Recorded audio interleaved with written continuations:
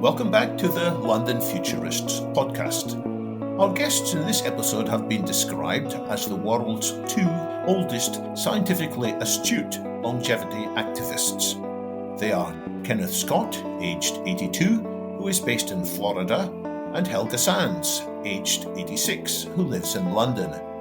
I've met both of them several times at a number of longevity events, and they always impress me, not only with their vitality and good health, but also with the level of knowledge and intelligence they apply to the question of which treatments are the best for them personally and for others to help keep people young and vibrant. Kenneth and Helga, welcome to the London Futurists podcast. It's great to be here. I assume that if someone is into futurism, they're interested in longevity. So let's see if we can help them. Thank you both for joining us. Pleasure to be here. Kenneth, in my intro, I described you as a scientifically astute longevity activist. Is that a description you accept, or would you use other words to summarize what you do? Well, let me tell you a little bit about myself and you judge. I became an adult at the age of 16 when I became an officer cadet in the Royal Canadian Air Force. As an undergraduate, I studied physics and math. My graduate work was in math. I was an aeronautical engineer. For 15 years, I was a military officer. I've been an economist, a professor. I worked in IT with my own firm, with my wife for about 20 years. I've been a business consultant. I've worked in India, in New Zealand, all working with technology. But in 1962, I got very interested in longevity when my grandfather passed away, and I thought I didn't want to go like that. Gradually over the years, I've become much more involved in longevity, both personally and more recently. I really feel that we need to focus on improving longevity for those who achieve it. And in that regard, I sort of feel that a significant part of our population is discarded at about the time they can achieve longevity. And we need to work on a program to not discard them. They have incredible value as resources, but also to ensure that more people who survive chronologically actually achieve longevity. If I could expand on that just for another minute or so, the population of the UK is around 68 million.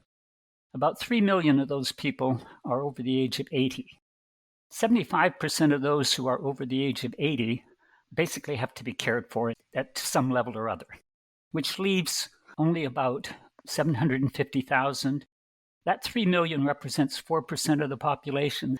The 750,000 who don't need to be cared for, I would say, have achieved longevity.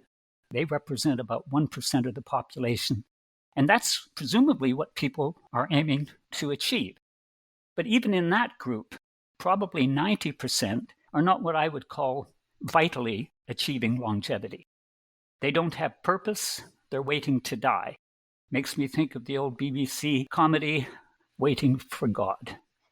And so we need to work as a society to enhance the experience of people over 80 to make sure that that 75% drops to 50%, say, to ensure that that very small proportion who actually achieve vitality and have purpose increases, and to work with you younger people to ensure that as you approach your 9th decade, you in fact have a more welcoming world to live in.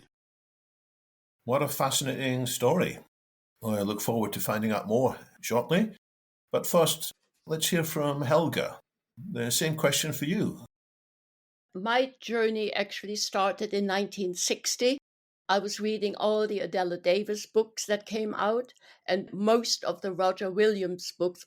Roger Williams was a biochemist and he discovered a whole bunch of vitamins like pantothenic acid, lipoic acid, folic acid, and a few others, and had written several books. So I was really starting to take supplements at that time and then continued during the following years and really picked up on this again after I retired in 1998.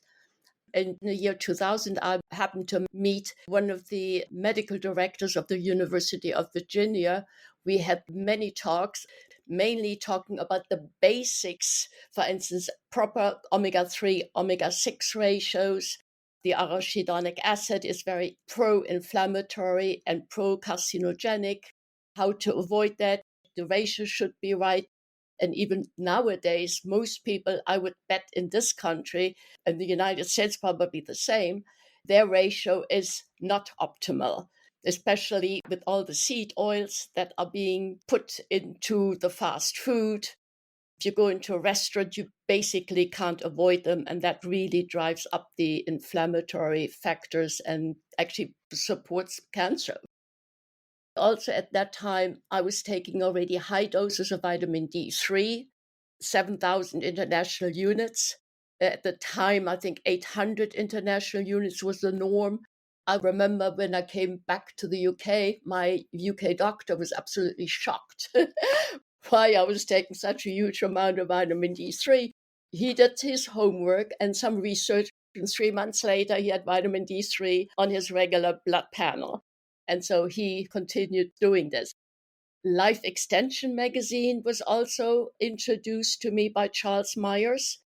And roughly at that time, I started to visit the California Age Management Institute on a regular basis until COVID, just for regular checkups and talks. I learned about fibrinogen, that older people, the level of fibrinogen increases, and you can keep that in healthy checks by using nattokinase. Nowadays, the nattokinase is very important. I had a talk with Professor Dalgleish, and he recommends it to all people who had COVID and who have a clotting problem to take nattokinase. I take mine on an empty stomach in the morning and in the evening, and my fibrinogen level is normal. I was not vaccinated, so I don't have that problem, but I'm older, so I don't want to have a high fibrinogen level. After that, I was introduced to Albert Gray. I think he spoke at the Royal Institution in London. That's when I first heard him speak. I attended one of the Cambridge conferences, and I was overwhelmed, I must say. I was sitting next to George Church for the longest time. I didn't have a clue who George Church was, but I learned fast. After that, I really started to do biohacking. This was just basic health management. I started to take rapamycin in 2017. In 2018, early in the year, I took senolytics, dasatinib, and quercetin. I had attended the Berlin conference and met James Kirkland. I listened very carefully to him. At that time, the Mayo Clinic was not using senolytics on humans yet, only they had a mouse protocol. I followed the Mayo Clinic mouse protocol, I must say. I had a problem with collagenous colitis, which I decided was kind of a fibrosis, and senolytics supposed to act against fibrosis. So I gave it a try, and it was successful within 24 hours. And I have not suffered from this ever since. This was 2018. If I can butt in for a moment. Yep. Because one word that you said, I think, is going to be on the minds of many of our listeners, and the word is overwhelmed. People who come to this field are interested in how to be healthier, and they start doing some research, and there's just so much information, which potentially often seems to contradict itself. How can you be confident as to which sources of information are reliable, as opposed to people who are just trying to sell things which don't have proper evidence or good reliability? What I try to do, I try to talk to researchers direct. I don't talk to doctors, no, because they don't know anything. I do my own research, like with dasatinib and quercetin. That was not an easy step to do using a mouse protocol. I mean, yes, I was a little worried. I was a little scared, to be honest. But I'd done my research. I felt it could not do too much harm, but only good. And that's why I tried it. Can I interrupt, Helga? Because the phrase do your own research in other contexts is shorthand for going down rabbit holes, which is obviously not what you're talking about. But how do you know, among all the vast amount of literature out there, which sources are reliable and which aren't? That tends to take time and effort. As David mentioned, he runs into Helga and I at the longevity conferences, and we're there sort of scoping out the field, looking for people that seem to have some knowledge of what is relevant and important. There's a lot of people who don't. But when people ask me, what should I be doing for longevity? I've done a Google search, and as David said, you can end up getting all sorts of stuff. But you have to remember that those Google search results are funded by people who are advertising products. And the reality is that the most important steps don't require all that, and they're fairly straightforward. Let me continue. I met Vladimir Carvenson at a conference quite a few years ago. I had quite a few talks with him, and you get a feel. I felt Carvenson was a real researcher, like James Kirkland is a real researcher. Some people like to talk. Your gut feeling is some of it, yes. And that's how I decide, and I make sure it doesn't do any harm if I try it. So far, I haven't done any harm at all. On the contrary. So you have to just make a judgment using your own sense of what people are like. And if you do enough reading, you Right. make a judgment, which sounds perfectly sensible. Yeah. You sound a little like Ray Kurzweil in that you seem to be taking an awful lot of supplements and vitamins and therapies. How many different therapies are you taking? Quite a few. Yes, quite a few. I don't do everything all in one go. I do take rapamycin once a week. I give it a break once in a while. I take senolytics every 3 months or so, only one day, or sometimes 2 days in a row. With senolytics, I must say, I had supported Daniel Munoz Espin in Cambridge. He runs a lab there, and he does research into senolytics, and I had been giving him a grant since 2020, which runs another 2 years. I talk a lot with him. I get invited up to Cambridge and talk to researchers there. Some of them I agree with, some of them I don't. And that's just the way I am. After a while, after you do this for so many years, you have a feel who you can trust and who you can't. Yeah. So another thing that people often say is therapies like rapamycin and senolytics look promising, but the way they interact with human bodies isn't fully understood. And we're all different. We're very similar to a fine degree, but human biology is phenomenally complicated. It's very likely that rapamycin will work for some people and not for others, and the same is true for other therapies. Do you go through any process trying to figure out the precise effect on your body of these therapies, or do you have to just try them and see how it works? You just try them and see how they work. There has been a lot of talk about acarbose, I think it's called. It's like a diabetic drug, which is supposed to be very good for the gut and everything. I tried it and I had the most horrible side effects. So they're out. Absolutely no way I can take them. You shouldn't take too many things at the same time or too many new things at the same time. So you can judge something is wrong, something isn't right, and then you can go back and identify what the supplement was that was causing your problem. My approach tends to be a little bit less pharmaceutical. People who are looking for magic bullet solutions for longevity through this pill or that pill have to first of all start out with the basics.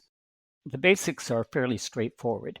Longevity has to include a concept that you want to live and that you potentially can live.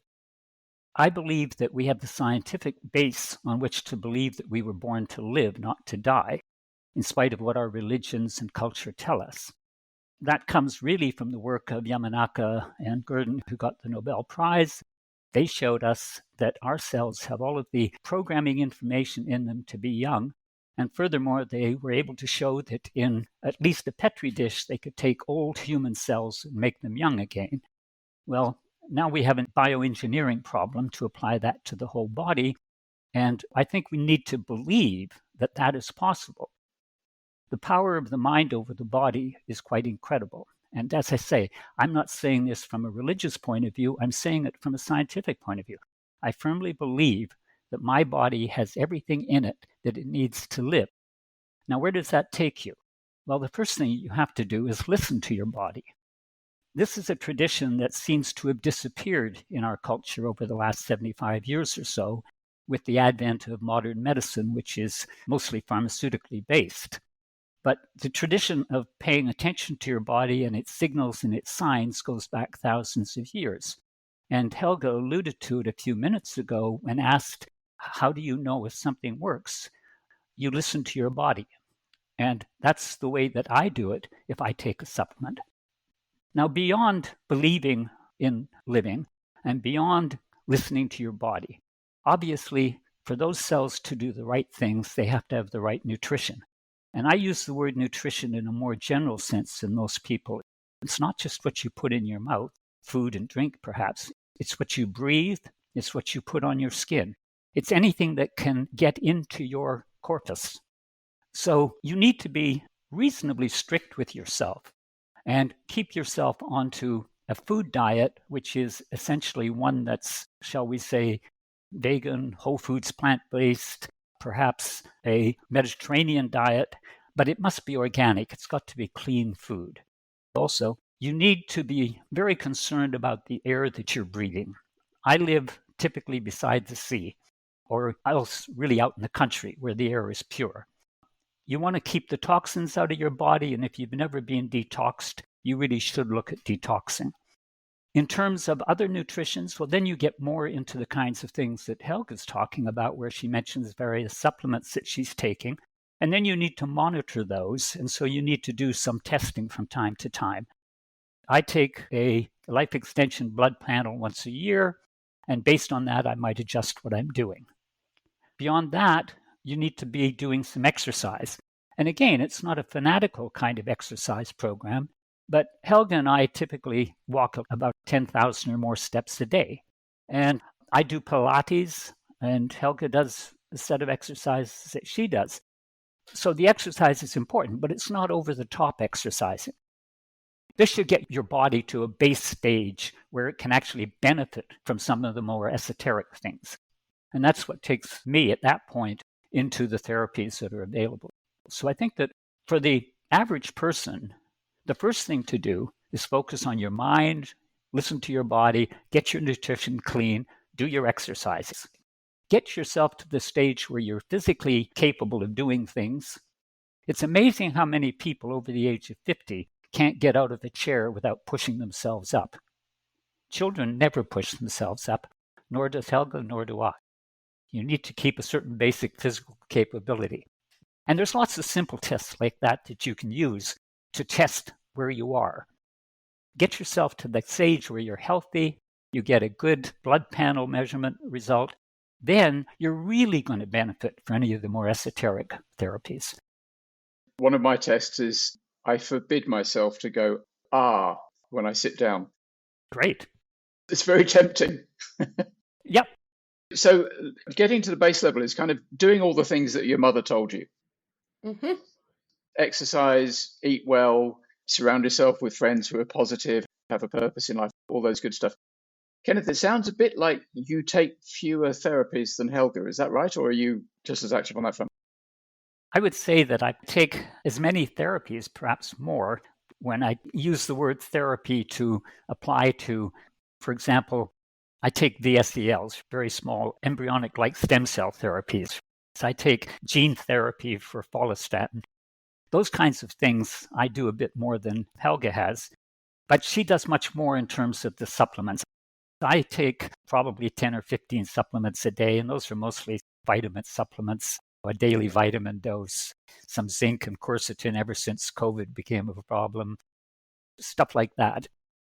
When I take a therapy, I want something which is systemic, which is essentially another nutrifying process for my body, because I believe that if I give my body the resources, it'll decide how to use them. We have a program in our cells that evolved over hundreds of millions of years or whatever, and it knows how to use resources if we just get it to them. So I try and find resources which are like that, which the body can then apply. Kenneth, you talked about V cells and follistatin. Perhaps for our audience, you might explain a little bit about what these are. And then Helga, maybe you might explain about some of what Ken called exotic treatments you apply. Exosomes. Exosomes. Yep. Okay. So VSELs are very small embryonic-like stem cells. And the research behind this therapy was done in Cambridge in the UK. It was developed and expanded with some work out of Edinburgh, where they developed a particular part of the therapy. Now, what it is that in the blood cells that we all have are very small stem cells. And these stem cells become inactive during the fetal stage of human development, but they stay in your cells for the rest of your life. What was done in Cambridge, actually some of the original work was done in Stanford, also in California, they determined that these stem cells can be reactivated. The technique of doing this is to irradiate them with laser light of a certain frequency. They call it a song laser, SONG, and I can't remember what the acronym stands for. That was developed in Edinburgh. The actual therapy is reasonably straightforward. The day before the therapy, and I'm describing how it's applied now at the Extend Clinic in Panama, the day before the therapy, they irradiate areas of your body to try and stimulate stem cell production. The next day, you have the actual therapy, and they extract about 60 cc's of your blood and spin it down to get the PRP. The PRP is then irradiated with the song laser to activate it, and the resulting activated PRP is transferred back into your body in a vein. The laser, the light laser, is also irradiated on parts of your body where you're trying to stimulate the stem cells to go. And the nice thing about these stem cells, and this is very different than normal stem cell treatments, these stem cells are very small. They will go through the lungs, the very fine capillaries of the lungs. They will go through the blood-brain barrier. Normal stem cells, iSPCs, are so big that you essentially have to decide where you want them to go and then put them there. But as I said, I really have a lot more respect for the body's ability to allocate this resource. And so I like the fact that it's systemically administered by putting it into my arm in a vein, and yep, a day or two later, I feel great. The first time I had this, we were in the very early stages of developing this therapy, and this again is an area where Helga and I are very active. We are often one of the first people to gain access to these therapies. The first time I had this, my body was in really good shape. I had the VSELs, and for about 22 or 3 days, my body said, just let me do my thing. And I just vegetated for a month. But the impact on my body was phenomenal. The way we apply the therapy now, some people might take 4 or 5 days to recover from the effect. Most people, a day or two is enough. The other therapy that I had, which was quite interesting, was follistatin gene therapy. And I got this from a company called Minicircle, and they're based in Austin, Texas. But this kind of therapy is not allowed in the United States. It's not FDA approved. I had to go offshore, medical tourism, to get this therapy. This was an incredibly simple therapy. It was a 30-second exercise where 0.4 cc's of a plasmid were injected into my abdomen. Now, some people may not know what plasmids are. Plasmids are circular pieces of DNA. As DNA, they can be programmed to do certain things. One of the body's proteins, which is really important through early development and continually, is follistatin, which is important in the building and the maintenance of your muscle mass and also your bone structure. If you have osteoporosis, for example, as I do, I had the gene therapy and I got about a 6% improvement in my bone density. Now, almost nothing actually improves bone density. There are products that will increase bone density from a photographic point of view, but they don't really produce density as a result of regenerating the bone structure the right way. Anyway, this piece of plasmid that was injected in my body was encoded to do two things. One was to produce follistatin, and the other was what we call a killer switch, which was a safety feature because I was one of the first 30 or 40 people to actually receive this therapy. And there's always a concern if you put something like this into the body, is it going to be okay? And so as a safety feature, there was the ability to inject me with doxycycline, and that would have killed these plasmas. It would have destroyed them. Now, the thing that was interesting about the follistatin gene therapy, as I say, it was very simple, took 30 seconds to do the injection. But before I went down to get this therapy, I was starting to feel quite weak with respect to my heart. I have stents in my heart. I have cardiovascular disease. I keep it under control by the diet I'm on, some exercise and so on, but still it was winding down again. I was getting worried that I might have to have stents put in again or something like that. So I went down, I had this therapy. 2 months later, I was running. The therapy was, again, very systemic. It just was one injection at one point in my body. It created a little factory that generated follistatin, and that follistatin went to my heart and enhanced it. And to give you an idea of the impact of that follistatin increase, the follistatin in our bodies typically increases as we age. We have it all our lives as young people. But as we age and we start to deteriorate and lose muscle mass, our body naturally tries to increase the follistatin to compensate for that, but it can't keep up. And so this little injection created a little booster factory, so to speak, that created more follistatin for my body. And follistatin, as I say, naturally occurs in your body. And in fact, bodybuilders will shoot themselves up in the arms to get follistatin where they want muscle mass to increase. It's been known, it's used in the agricultural industry. So adding some more follistatin didn't concern me particularly. And it was nice to know there was a safety feature there with a killer switch, but that didn't really bother me. And the impact of the follistatin, my lean muscle mass increased about 5%. My bone density increased about 6%. The amount of follistatin in my blood went from something like 7.5, I think it's milligrams per nanoliter, I can't remember the exact unit, to 17 in a matter of 3 months. And in another 3 months, it went up to 24. So it doubled in 3 months and went up another 50% in another 3 months. We're just at the stage where it'll be 2 years and we're running tests again. Well, so many questions arise. I do want to bring Helga back in to tell her stories as well. But Callum, you got a follow-up? Yeah, I'd like to bring us back down to basics in a way, because you guys have been studying this for 60 odd years. You are profoundly expert, and it really shows. Many people listening to this will be starting out on their longevity journey. If you were starting out, knowing what you know now, let's say, what would be the top 3 or 5 therapies that you would start with? Or another way of asking the same question is, imagine you're on a desert island and you're only allowed to take 3 or 5 therapies with you. What would they be? I think it depends on the person, depending what your problems are or what you want to achieve. I'm very, very interested in the V cells. I'm determined to get V cells probably within the next 6 months, either here or in the US or somewhere else offshore. I think exosomes are very, very effective. The exosomes are spun off from stem cells. In the past, actually, they discarded the exosomes because they are extracellular vesicles. They're just little bubbles, nothing else. And they thought it was junk and they threw them away. They now discovered that actually they are the communicators between the cells. And probably the exosomes are what makes stem cells effective. So I'm not very much pro stem cells. I want exosomes. And about 5 months ago, I had 5 trillion exosomes infused.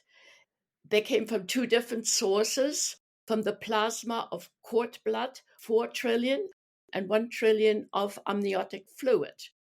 And I plan to have that repeated probably at the end of January, beginning of February sometime. Maybe we can make this more helpful to many of the people who are going to be listening, because that type of therapy is quite hard for people to come by. You've got to really know your way around. You've got to develop contacts in the field. Yes. What about, say, 3 or 5 therapies which are available off the shelf, or you can order them online? Organic food. Listen to your grandmother. You are what you eat.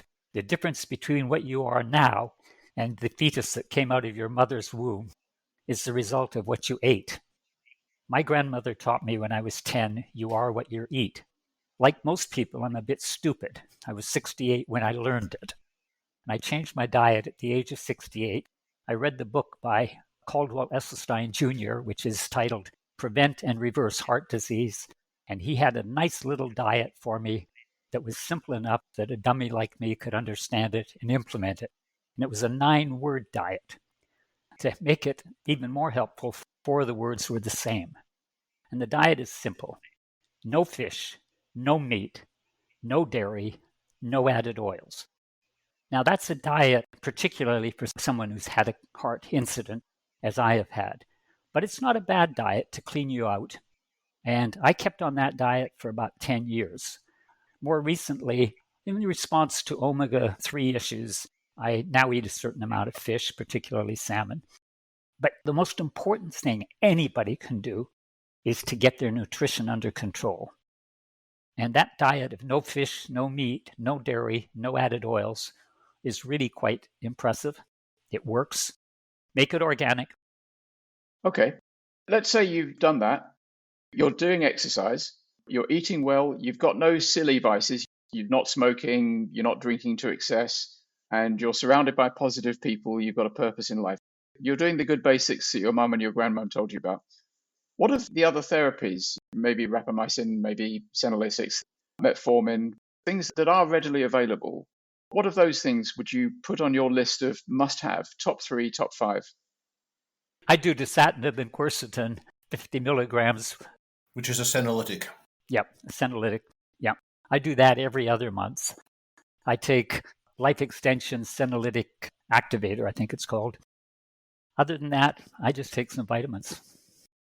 So maybe to bridge the 2 sets of questions, Callum's saying, what can an ordinary person do? And you've talked about some quite exotic treatments. When are we going to see these treatments such as V-cells, follistatin, exosomes become more accessible to people who don't have huge amount of study time to research everything and maybe don't have wallets to travel overseas and be treated in such places? How about educating our medical professionals on longevity, because they don't really have much training in that kind of thing. They don't have any training on nutrition either. Other than that, we need to activate. We need to be more active as individuals to demand from our governments access to these therapies. These therapies, for example, the VSEL therapy, is inherently safe. It's expensive, perhaps at the moment, $1,000 or a couple of £1,000 a treatment. But the money that's put into national health is so extensive. A therapy like this could be incredibly inexpensive for them to incorporate and support. And with volume, as you know, price will drop. That's an easy one. I think the follistatin gene therapy is relatively easy. I should say that in experience, the treatment of the follistatin seems to be positive for maybe 40 or 50% of people. But at the same time, the test basis was on people aged between maybe 25, and I think I was probably the oldest person treated. Clearly, if you're a young person, you don't really need to boost the follistatin, so you wouldn't necessarily think there would be a response. But for people in their 50s, hey, this is something, the marginal cost of production is really small. The problem is the regulatory cost that is imposed. It isn't approved because that takes typically tens of millions of pounds. Alternatively, you have to go offshore, and that's expensive for a lot of people. That's the problem. We need to get this stuff out of the research labs and into the clinics. And to do that, we have to overcome the barriers that have been created by our bureaucracies who have decided when we can and when we can't get a therapy. Another therapy, which I hope to get sometime in the next 6 months or so, I will be one of the first to get this therapy, is a therapy which will dissolve the atherosclerotic plaque in my body. In the United States, we lose 600,000 people a year to cardiovascular disease. At the same time, it's going to cost, I think, $50 or $60 million to get this tested on humans. Now, this is stupidity. We got 600,000 people dying, and we can't try this on 10 or 15 volunteers. This is where we've got some really serious problems. That particular therapy is available or will be available from a company called Repair Biotechnologies.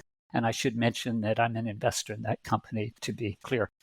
I'm an investor or advisor to most of the companies that I mentioned. And the reason I get the therapies is because I get, so to speak, in bed with the developers at a very early stage and keep in touch with them over time. And people like Helga and I are really attractive to them as guinea pigs. We're healthy, older people.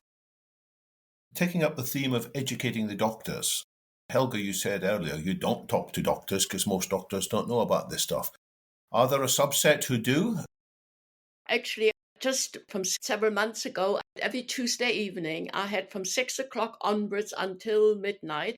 I served wine, nice hors d'oeuvres and everything. Had 3 medical doctors here, and I even invited some patients, because some of the medical doctors and health professionals, if they have a patient coming to them and they can't help officially because they could get into trouble, but they know there is a solution, they will say, go and talk to Helga. And I meet with patients in my apartment. I'm not a doctor. I cannot tell you do this, do that, but I can tell them what to read if they're intelligent enough to follow through.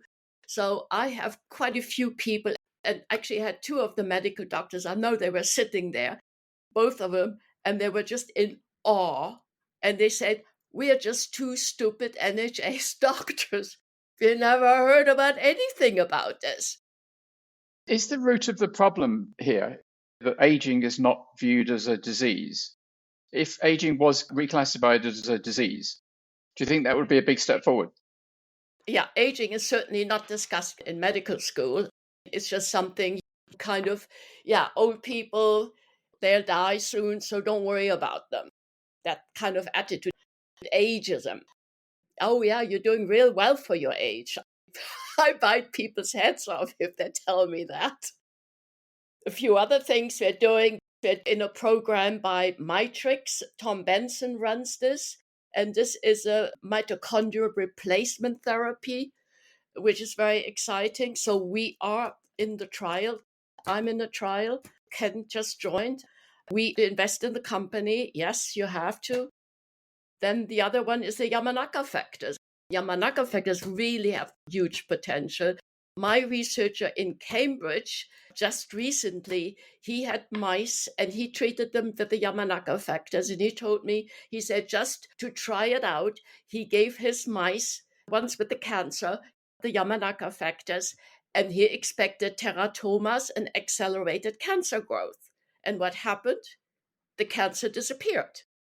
So he repeated that several times. I haven't met personally with him since because of the holidays. I know in the States there is a group of people that plan to test Yamanaka factors on desperately ill patients in this coming year. And if this works well, they're going to do it the following year on the elderly who want to be rejuvenated. It's reprogramming of cells, and it's a matter of how far do you go back with the reprogramming. If you go back too far, then you cause teratomas, accelerated cancer growth. But if you only do partial reprogramming, you can kind of guide it. Where is the soft spot, the sweet spot, I guess you call it? I don't know. I hope researchers know or will soon know where that is. So you shouldn't go back too far. Only reprogram for 3 months and then repeat after 5 or 10 years again. Coming back to the education question as you initially posed it, I talked about this 4% of the population that has reached the age of 80, and we're really cast aside. But those of us who have achieved longevity have pretty much all turned our backs on normal medicine. Because if you think about it, I'm an 82-year-old and I go and see a doctor. That doctor is 40 years younger than me. They have no concept of my body. But even more interestingly, I was born in wartime Britain. My initial diet is what we call calorie restricted. It was vegetarian. It was also organic food. There were no pesticides or herbicides. My body, through its development stage, the first 15 or 20 years, grew in a way which is so different than young people today. Particularly in the United States, I see young people 10, 15, 20 years old and they're obese. There was no obesity in my childhood. Nobody had that much food. I saw a photograph the other day on the internet of a young couple in the 50s. And the question is, why were people in the 50s so skinny? And my reaction was, hey, they look normal. So we're at a real disconnect from the medical profession. But we've survived, and we've survived in part by maintaining that disconnect. So my last question for the two of you would be, this is the London Futurists podcasts. Can we look ahead? What might happen in the next 3 to 5 years that would actually improve the prospects of better, healthy longevity for everybody? Is it just more of what you're seeing already, or might there be some acceleration? Will FDA approval, regulatory restrictions hinder progress? Something has to change. And hopefully the government in the US, there might be some changes in the future that this can be accelerated. We, Ken and I, we are at an age, we can't wait another 10, 20 years for some new therapy to be approved. If there is anything that's out that looks good, we want to have it now. Other people can wait. When you're younger, you can wait. I think for futurists, people who presumably want to achieve longevity, I would go back to those little 4 or 5 items. But just one other thing I think you should do. It's very seldom the case that people who are in their 40s or 50s have a close relationship with anyone who's in their 9th decade or 10th decade. And to the extent that they do, it's usually just an older family member. Now, put yourself forward 30 or 40 years and assume that you make it to be an 80-year-old or a 90-year-old. You're going to feel awfully lonely. That's the way we are. There's nobody our age doing anything. We have very few friends who are as active and involved. So there's a real need to change our society. And I think it has to start with people in your generations to reach out and foster better relationships with older people in order to create an environment that's welcoming for you when you get there. I think that is really excellent advice. That's a very interesting insight. My last question to you both is possibly too personal, so feel free not to answer it if you don't want to. What's your personal target? How far do you think, and how far would you like to push out your longevity? Well, with the mitochondrial replacement therapy, we're talking you can get an extra 20, 30 years, which would be fantastic. If this happens, I think I want to have more. I'm not put a limit to my age. No, definitely not. Because if you do, you're going to die. I don't want to die. There is a future. Yeah, I'm very much the same. The mindset is, I wasn't put on this earth to die. I'm here to live. And so that's my focus. I recognize that in the UK, there's only a few tens of thousands of people who have reached the age of 100. The oldest man in the world that we knew of died on November 25 in England. He was 111 years old, maybe 112, I can't remember for sure. And that's too soon for Helga and I. We're going to be around a lot longer than that. Oh, yeah. But when we say that, it's a statement that is based on a lot of study, an understanding of the science, and a belief that we can, in fact, achieve that. But we have to be very actively engaged if we're going to do that, because we cannot wait for the society that is dominated by legislators and whatnot who are in their 40s and 50s. We can't wait for them to protect us and make sure we live longer. They're not even looking at that possibility. It'll be decades. It's like Brian Johnson, for example, who I think you've all heard of, who's very active in this field. And he's doing all of these sorts of things. And I certainly wish him the best, and I hope he achieves it. But it's going to be 40 or 50 years before we know if he did. We can't wait for those kinds of experiments. I hope this doesn't sound patronizing, but it's inspiring to talk to you. And I certainly wish you well, and let's hope you keep it going forever. That's the objective. Thanks very much to both of you for being our guests on a fascinating episode of the London Futurists podcast. Well, thank you. Thank you. Pleasure to be here.